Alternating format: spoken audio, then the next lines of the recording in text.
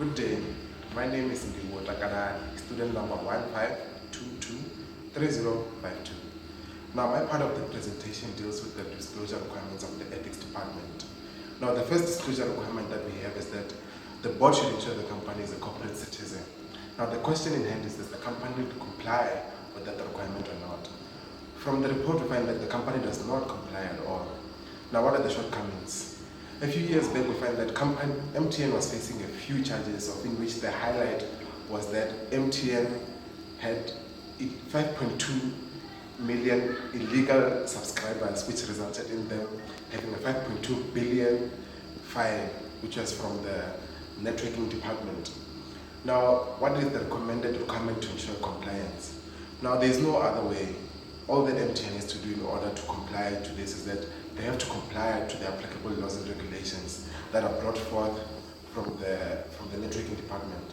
Now, the second disclosure requirement is that MTN should not consider only financial performance, but also other things like the society and the environmental performance.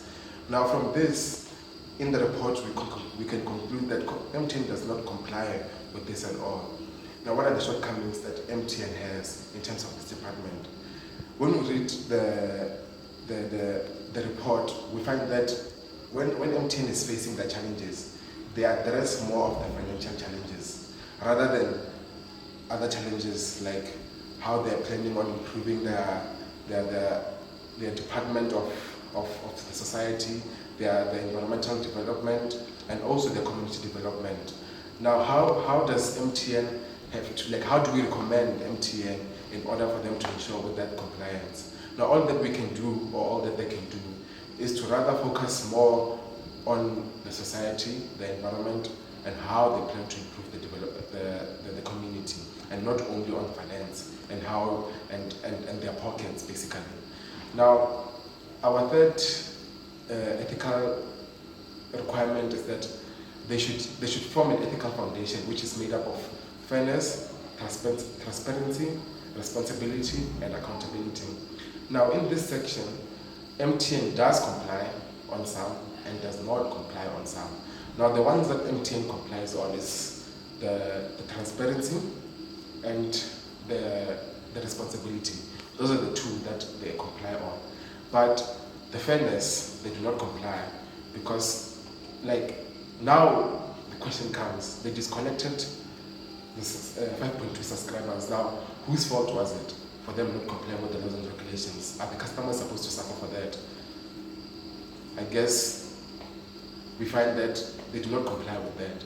Now, how do we recommend that they ensure their compliance? The only way is that they should work on their ethical foundation. They should get people or a committee that deals specifically on that foundation so that they can improve on the ethical foundation. And then the last requirement is the sustainable development in the long term. Now, MTN in this one, they do not comply at all.